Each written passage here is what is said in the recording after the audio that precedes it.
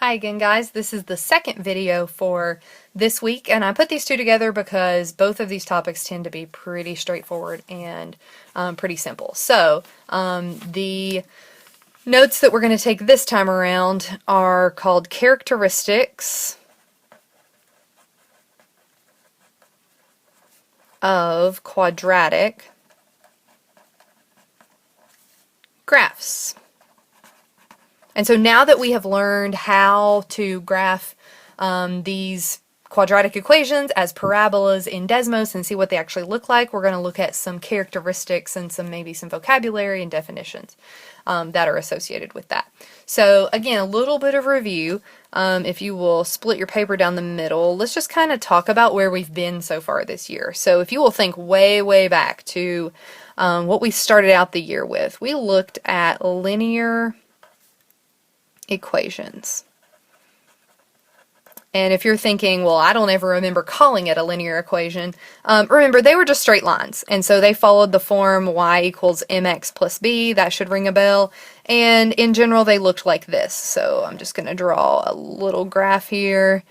And so maybe we were graphing something like y is equal to 2x plus 2. And so put some marks on here so we can tell where we're at. And so if we graph this line, we can tell that it has a y-intercept of 2 and a slope of 2 over 1, which means up 2 over 1, and then I'm going to go back in the other direction, down 2 over 1, down 2 over 1. And so in general, this line looks like this. Again, this is review. This is not what is going to be on your quizzes this week or your quiz. But this is just what we started the year off with. We started out talking about lines, and if you'll think about some characteristics that we talked about as far as these linear equations went, we talked about that all of them, if they were in the form of y equals mx plus b, the shape was going to be a line. Maybe that seems pretty simple, but that is a characteristic that we talked about. Anything in this form is going to be a line. We also talked about slope. And we were able to determine whether there was a positive or negative slope. That's a characteristic that we talked about, something that was true about this graph. And in this case, is this positive or negative? Well, it's going up the hill, right? If we're going right to left, or left to right, excuse me. And so this was a positive slope, not a negative. Puff, puff, positive. I know somebody just said that. And then we also talked about y-intercepts, which we called y-int, and we also talked about x-intercepts. And so for this case, the y-intercept is the point where it crosses the y-axis, which ends up being at 0, 2, and the x-intercept is the place where it crosses the x-axis, which is, in this case, was -1, 0. And those are some characteristics, some things that are true about a linear graph. Now, think about what we just finished graphing in the last topic, which is quadratic graphs. And so think about the shape and the differences between a line and what we talked about in the last video about a quadratic equation.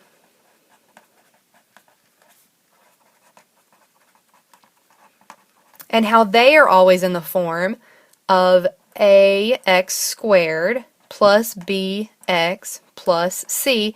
And normally we'll want those equal to 0. We're actually just going to say, because this is an equation, we're actually just going to call that the output y when we type it into our graph. So, for example, let's say I wanted to graph something that it was in this equation form. So y is equal to x squared plus 4x plus -5. And so we want to see what that looks like on a graph. And so you can type that into Desmos. I'm just going to go ahead and, I've already done that, so I'm going to sketch it out to show you what this looks like. And we're actually going to need 1, 2, 3, 4, 5 going this way. Give you some lines going up, and 1, 2, 3 on the other side, and then I'm going to go down 1, 2, 3, 4, 5, 6, 7, 8, 9 down here at the bottom. And so this graph, if you have typed this into Desmos, you will notice that it looks like this. We have a point that crosses here at -5, 0. We have a point that crosses here. Then we have a point way down here at -2, -9. And that point is sort of the bottom of our U shape. And so you should be seeing something in Desmos that looks similar to this. And again, I typed this into Desmos earlier, and so this is what you should be seeing on your screen. And so that's just the general shape of our parabola and our graph. And so this is just the general shape of our graph, this U shape. And so if you'll remember some of the characteristics, we've already talked about some of these. If you remember what this shape is called, so it's anything in the form of ax squared plus bx plus c is equal to y is going to be in the form and a shape. If I could spell shape, y'all. Ugh, how awful. And I've been doing so good. Alright, the shape, instead of a line, is what we call a parabola. Parabola. And instead of having slope, because remember slope is up, over, and this one kind of curves down into this U shape, we don't call it slope, we actually call it either concave up, or we would call it concave down. So this is another characteristic of this parabola shape. And I always remember it like this. Concave up is if this were a cup, would it hold water? Is it facing up in the correct direction? And in our case, yes. Concave up, this graph is concave up. It would hold water. Concave down, if you can imagine, would just be like an upside down U. So it would not, it would be something that would not hold water if it were a cup. And so these just refer to the shape of the graph. Concave up looking like a U, concave down looking like it's upside down. We also can find y-intercepts and x-intercepts. Those are some other characteristics of this graph, and it's kind of what I used actually to graph them. So the y-intercept, if you'll notice, is down here. Actually, I didn't use it to graph it. The 1, 2, 3, 4, 5, if you look on the graph, it might actually make it easier to see because you're looking at it on Desmos. Can you tell where it crosses the y-axis there? It's at 0, -5. Now my graph actually is a little bit off here. It should go right through there. My curve drawing may not be the best.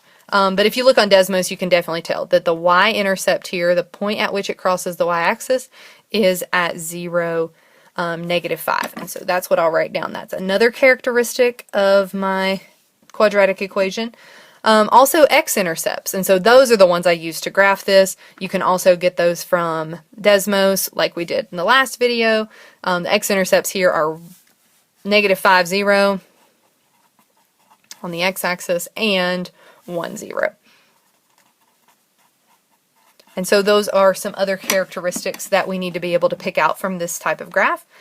We also, here's a new vocabulary word, have something called zeros. These are also called roots.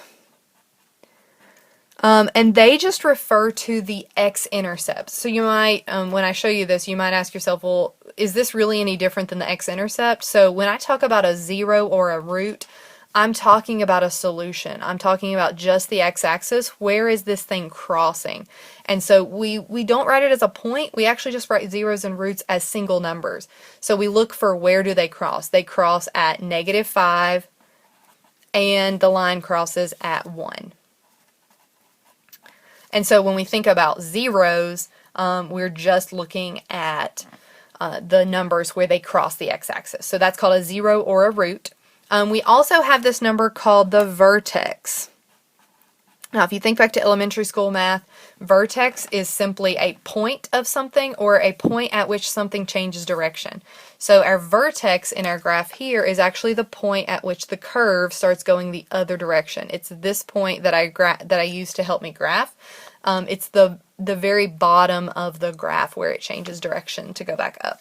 So the vertex here is at -2, -9. And if you notice on Desmos, it will also give you the vertex. It's that point at the very bottom of your curve. So -2, -9. We sometimes call that the minimum. So think about minimum being the lowest point in the graph is where it changes direction. If this were concave down, meaning that it were turned upside down, this would be called a maximum, and we're going to look at that in some examples here in just a second. But so it also, the vertex could also be the top point if your parabola is turned upside down.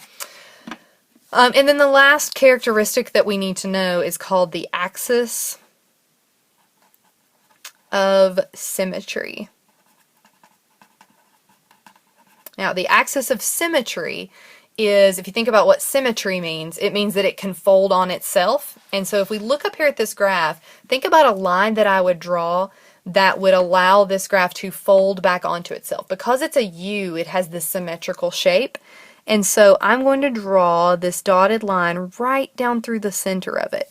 And this axis, what we call the axis of symmetry, is always going to go through the what we call the vertex, because that's sort of the point, that's sort of the middle point, that if I were to flip this over on itself, these two sides would be equal. And so this line, this dotted line, is what we call the axis of symmetry. And if I go down here to the bottom, how do I write that? Well, it's actually just a straight up and down line, and that's an x is equal to line. So the axis of symmetry here is going to be x is equal to, well, what point does that line go through?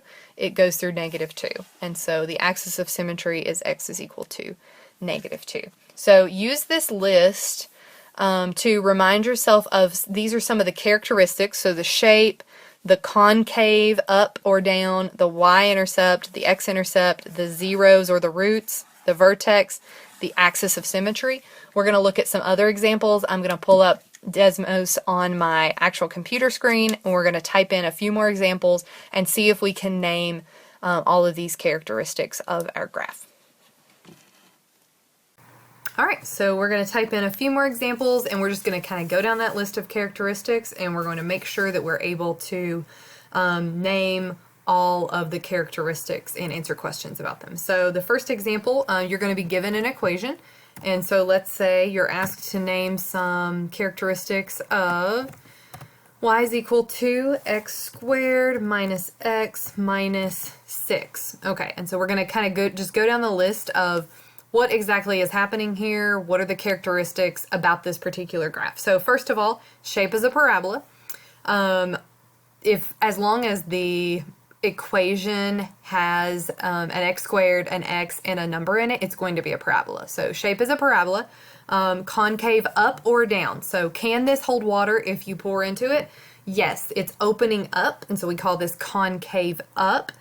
The next characteristic we need to be able to pick out is the y-intercept, and of course you can just click on that on Desmos. So the y-intercept is at 0, -6. We also need to be able to pick out the x-intercepts, and so those are at -2, 0, and also at 3, 0. The next characteristic is the zeros, or sometimes called the roots. Now remember, those are just where do they cross the x-axis, and so we only need that x value. So the roots, or the zeros or roots is what we call those, would be -2 and 3. The vertex is either the lowest point on the graph or the highest point, depending on which way it's pointed. In this case, it's the lowest. The vertex is the point at which it changes direction, and it's down here. We can also click on it. Desmos tells us that the vertex is at 0.5 and -6.25. And then the last thing we need to be able to pick out is the axis of symmetry. Now remember, the axis of symmetry is a line that's going to go straight down through this graph so that it splits it exactly in half, so that one side's symmetrical to the other. One real quick way of finding the axis of symmetry is figuring out where your vertex is, because the axis of symmetry will always go through the vertex. Finding out what that x value is. So let's just look at the vertex a second.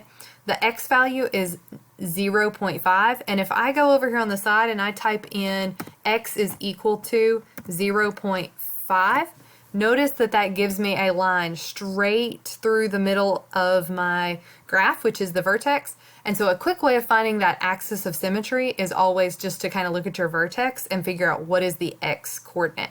So our axis of symmetry here would be x is equal to 0.5. Let's look at another example. So sometimes you might be given the function notation, f of x. Remember, that's the same thing as y, but you can type it in. Desmos is fine. So f of x is equal to x squared minus 5x plus 4. And so let's take a look at this one a second. And again, we're just going to name some characteristics. So we're looking for, number one, the shape is a parabola, U-shape. It is concave up also, because it will hold water, or it points up. The y-intercept, we can click on here, is 0, 4. The x-intercepts are 1, 0, and 4, 0 are my x-intercepts. The zeros or the roots are just, again, the places where they cross at the x-axis at 0. So the roots or the zeros are 1 and 4. The vertex is down here at the bottom. It is now at 2.5 and negative 2.25. And we want to find the axis of symmetry, which is the line that's going to go through the middle. Again, look at your vertex, look at the x value, and you can type in over here x is equal to, it was 2.25, no, was it 2.5? Oh, sorry, 2.5. And notice, you know, I typed that in. If it does not go exactly through the middle, and even if you make a mistake typing it over here, notice that is not an axis of symmetry, right? We've got way more of the graph on this side than we do over here. So I just made a mistake, typo, fix it. There we go. 2.5 is the axis of symmetry for this one. All right, let's try one that is actually concave down. We haven't looked at an example of that yet. So remember, sometimes you'll see the function notation. That's why I typed f of x there. It's the same thing as y. So I'm going to backspace that all out. And then let's look at one more example. Y is equal to negative x squared plus 2x plus 8. Now, you can already tell that this graph looks a little different than the other ones because it is opening down. Instead of looking like a U, it kind of looks like the St. Louis Arch. It goes up and down. And so we can find the same characteristics here, and we can talk about some characteristics of this graph just like we would any of the other graphs. So the shape is still a parabola, even though it's going upside down. We still call this shape a parabola graph. It is concave down, so if you're asked a question about a graph that looks like this, that would spill the water out if you tried to put it in there, or that looks like an upside down U, that's going to be concave down.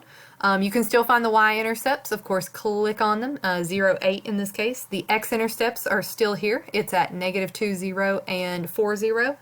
That means the zeros and the roots are negative 2 and 4 for the zeros and the roots. The vertex is still there. In this case, it's what we call a maximum. The graph changes direction when it's at its peak, when it's at its maximum height. And so the vertex here is at 1, 9.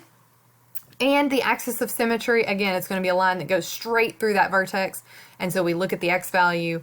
X value there is 1, so I'm going to type in x is equal to 1 and check it out. Make sure that my line goes straight through the graph as an axis of symmetry. And so those are the characteristics of the quadratic graphs that you're going to need to know to complete your quizzes and your quiz.